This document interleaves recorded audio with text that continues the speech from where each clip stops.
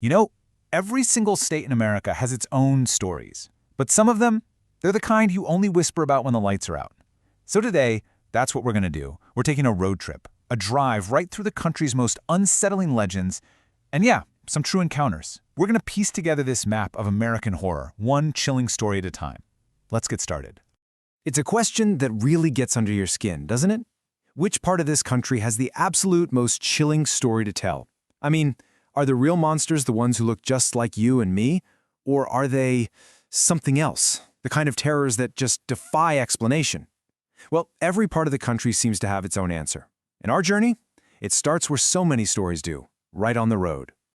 All right, so first stop on our trip, Northern California. And we're kicking things off with a story that feels, well, terrifyingly real.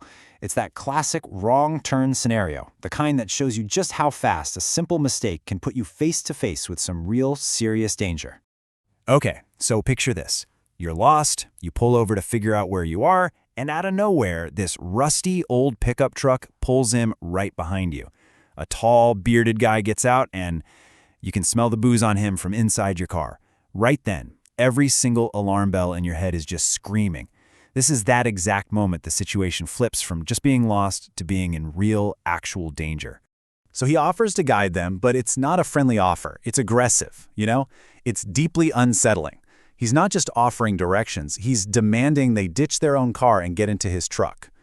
Now, the boyfriend is actually about to do it, but his girlfriend's instincts just kick into overdrive. She hits the door locks and just yells at him to drive.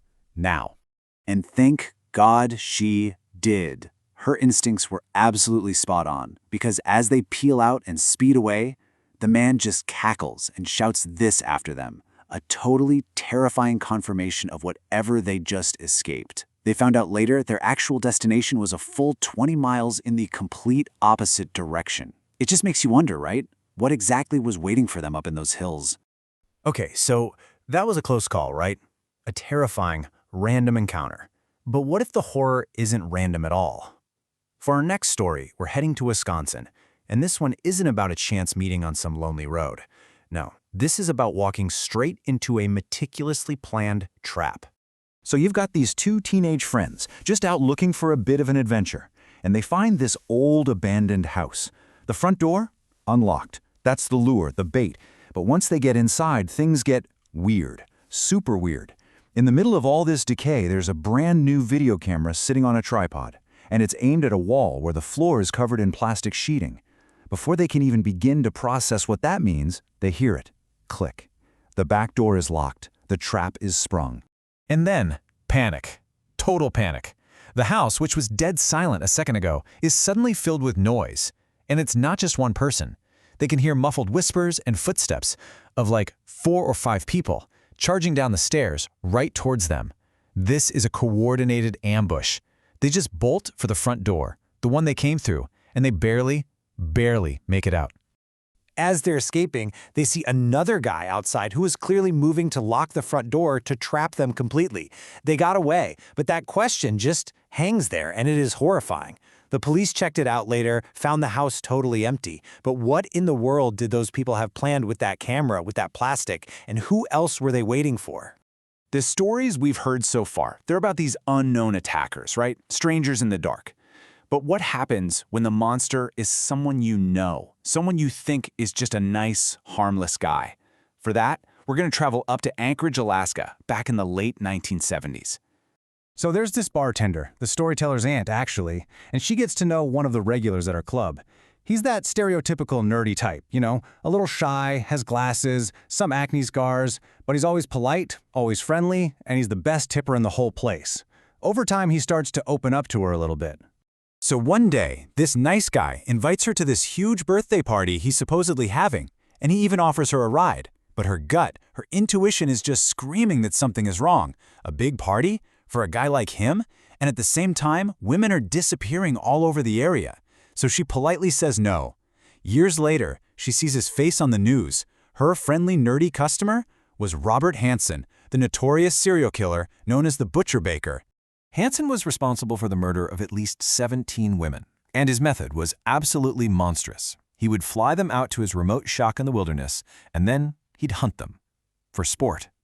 That gut feeling the bartender had, that simple little sense that something just wasn't right, it literally saved her from becoming another victim in his horrifying game.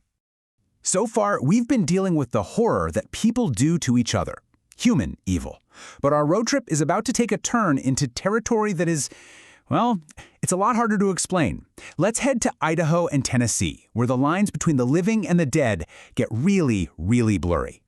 Okay, 3 friends are out at a remote cabin in Idaho. Late at night, this totally unnatural silence just falls over the place, and then it's broken by this massive splash in the lake. They rush outside to find a bloated body just floating face down in the water. One of them, a guy named John, goes to pull the corpse out, and he lets out this blood-curdling shriek. By the time the authorities finally show up, the body is just gone. Later on, John finally confesses what really happened out there on that dock. When he reached for the body, it turned its head and looked right at him. He said its face was all charred, its eyes were milky white. And then, as this dead hand grabs his arm, the corpse spoke. It knew his friend's name. It said, "Why you, not Tom?" A corpse in a lake in Idaho asks about a guy named Tom. Is that a coincidence? I mean, maybe. But for our final stop, we're going to East Tennessee and to a gruesome local legend about another man who met a terrible end, a man named Skinned Tom. And his story comes from this horrific tale of adultery and unbelievably brutal revenge. So the legend goes, the husband skinned Tom alive, right there at the local lover's lane. The police, they found the skin, but Tom's body and the knife that was used were never recovered. To this day, locals claim they still see his ghost, a bloody skeleton in 1920s clothes, still carrying that knife, haunting those same woods. A permanent, absolutely terrifying warning to anyone else who might get ideas. So from a wrong turn in California to a deadly trap in Wisconsin, a monster hiding in plain sight in Alaska, and ghosts in the deep south, it seems like every corner of this country has its own kind of darkness. The real question isn't just whether these stories are true, it's what other terrors are still out there right now, just waiting in the dark, a little ways off the main road.